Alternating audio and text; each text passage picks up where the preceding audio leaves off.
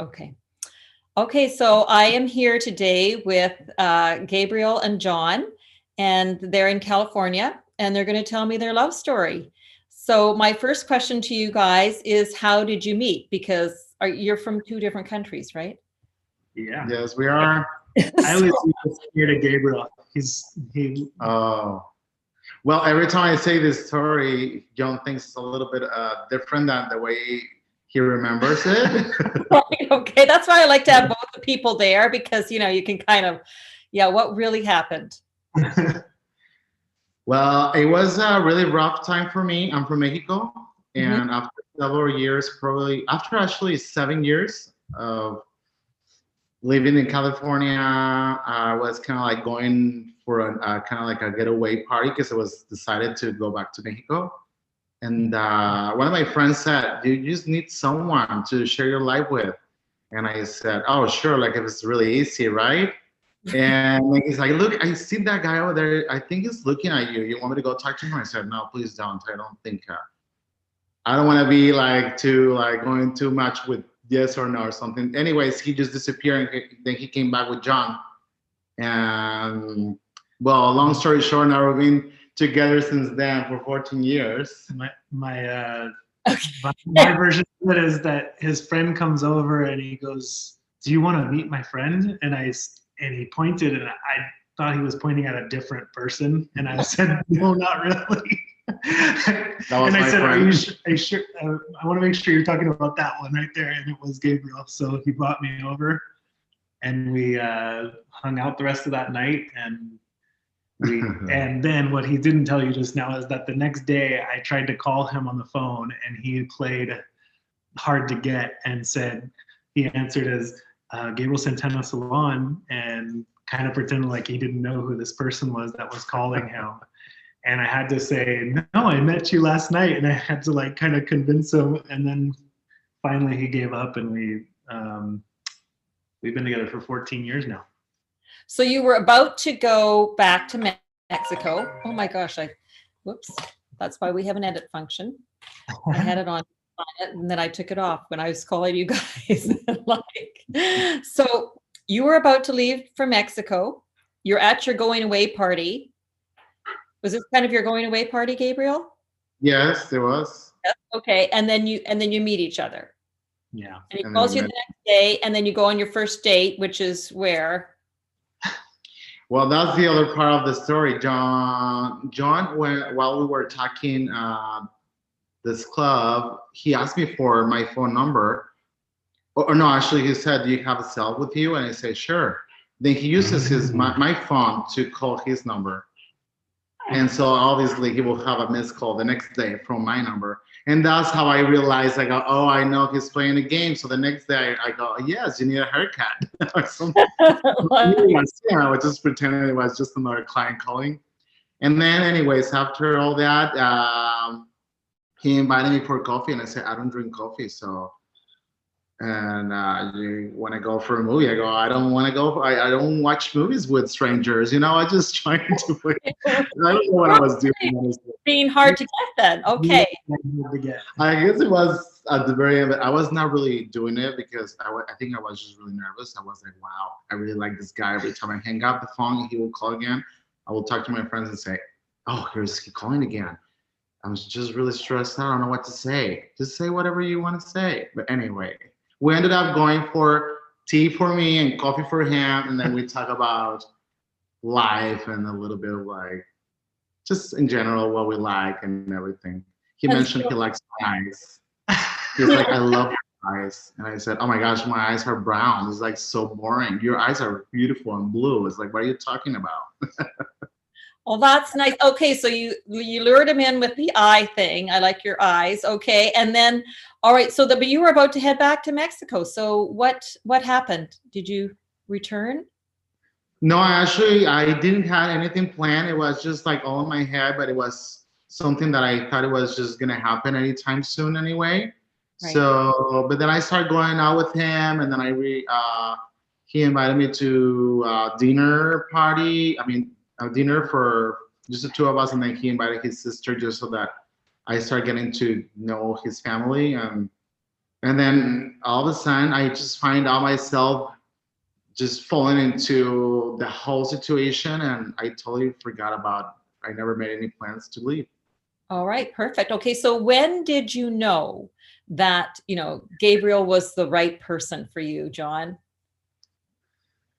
Um, actually, I think I knew from pretty early because his sister lived here in California with him, and he treated his sister and acted with her the same way I am with my sister. And I think I realized pretty quickly in the way that he would talk about his family and the way he was around my family, like I think we both have the same values and family life.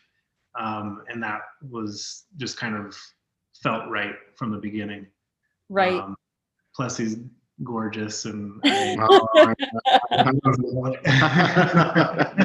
helped a little bit. that helps. That always sounds okay. Yeah, there's that physical factor. Like, yes. Okay. And when did you know, Gabriel?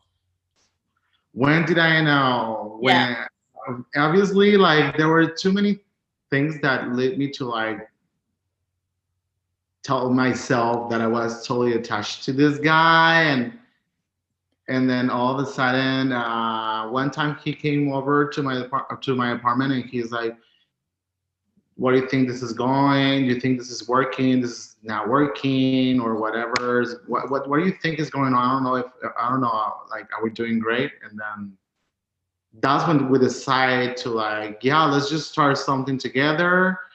And then that was at the very beginning, but then later, eventually, I had to leave the country for my legal status. Right. And we realized I was there, and we were have to spend a few years. We didn't know exactly how long. And I asked him, "What do you think we're gonna do about this? Because it might take time. And I don't know if you want to just start your life together. Don't worry about me." But then he all of a sudden decided to find out how to like work a week every month for the next 3 years until I got my green card. So we make it work. And so for 3 years, you did a long distance thing. Yeah, we had a business together. We lived together, and just out of the blue, he had to leave because he lost his visa. Right. And we had already been together by like that point 7 or 8 years. Right. And so he had to go. We had about a month to plan what we were going to do, and so we sold the business. We sold our car. I just literally grabbed my dog and left the country. Took our dog with him, and so I just happened to be. I mean, it was pretty devastating, obviously, at that moment. Yeah. And I just happened to be in a job that allowed me to work remotely once in a while, and my company Apple was very supportive, and so I basically would go there every probably 6 weeks and be able to work for a week from Mexico. And that was probably the thing that kept us alive, that we could just, spend chunks of time. And during that time, we got married in Mexico City so that we could start the green card process and the whole thing. Okay. So during that 3 years, you got married. Okay. So I have some questions about that. Yeah. How did the proposal happen? It was really romantic. I called him on the phone and said, "Let's just get married so we can fix this problem."